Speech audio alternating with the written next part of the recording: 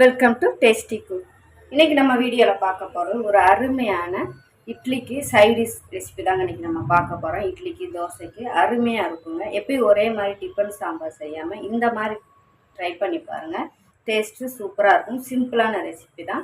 வாங்க வீடியோக்குள்ளே போயிடலாம். வீடியோக்குள்ளே போகிறதுக்கு முன்னாடி என்னுடைய சேனலை நீங்கள் இப்போ தான் ஃபஸ்ட் டைமாக பார்க்குறீங்கன்னா டேஸ்டி குக்கை சப்ஸ்கிரைப் பண்ணிக்கோங்க. கூடவே இருக்கிற பெல் ஐக்கானையும் ப்ரெஸ் பண்ணிக்கோங்க. இப்போ வாங்க வீடியோக்குள்ளே போயிடலாம். இப்போ தக்காளி எடுத்துருக்கேன் கட் பண்ணி. இப்போ இதில் குக்கரில் சேர்த்துக்குங்க. சேர்த்துட்டு இதில் கொஞ்சம் வெங்காயம் கட் பண்ணி எடுத்துருக்கேன்.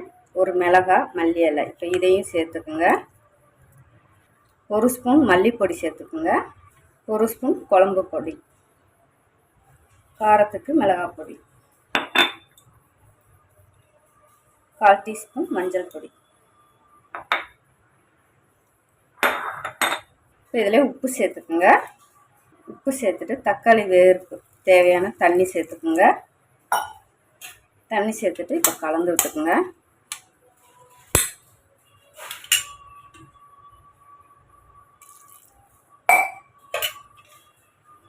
இதை இப்போ நம்ம ப்ரெஷர் போட்டு இப்போ விசில் விட்டு எடுத்துக்கலாம். இப்போ இதில் ஒரு கைப்பிடி அளவுக்கு தேங்காய் எடுத்துருக்கேன். இப்போ இதை சேர்த்துக்குங்க. சேர்த்துட்டு ஒரு ஓட்டி எடுத்துக்கிறலாம்.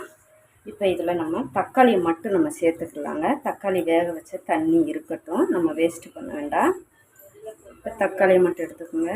இப்போ இதை நம்ம நைஸாக அரைச்சி எடுத்துக்கலாம். இப்போ நம்ம அரைச்சி எடுத்தாச்சு. ஒரு கடாய் வச்சுருக்கேன். இப்போ அதில் எண்ணெய் சேர்த்துக்குங்க.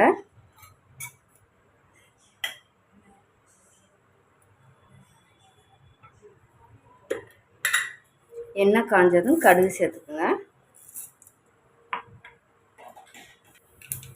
கடுகு வெடிச்சதும் கொஞ்சம் வெங்காயம் சேர்த்துக்குங்க தாளிப்புக்கு. இதில் கொஞ்சம் கருவேப்பிலை, ஒரு வத்தல் கிள்ளி சேர்த்துக்குங்க. இப்போ நம்ம இதில் அரைச்ச தக்காளியும் சேர்த்துக்குங்க. சேர்த்துட்டு இப்போ இதில் நம்ம தக்காளி தண்ணியும் சேர்த்துக்கலாம். அந்த வேக வச்சு தண்ணி வடிகட்டணும் பார்த்திங்களா, அதையும் சேர்த்துக்கோங்க. இந்த மிக்ஸி கலந்த தண்ணி எல்லாத்தையும் நான் ஒன்றா கலந்து வச்சுருக்கேன். இப்போ சேர்த்துக்கோங்க. கலந்து விட்டுக்கலாம்.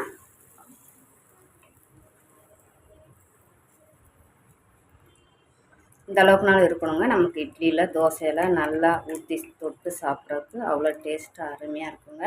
இப்போ இது கொதிக்கட்டும்.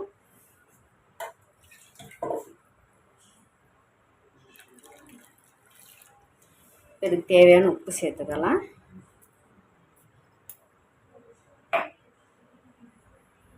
குழம்பு ஒரு 2 நிமிஷம் நல்லா கொதிக்குதுங்க. இப்போ சிம்மில் போட்டுக்கலாம். கொஞ்சமாக மல்லி இலை சேர்த்துக்கோங்க.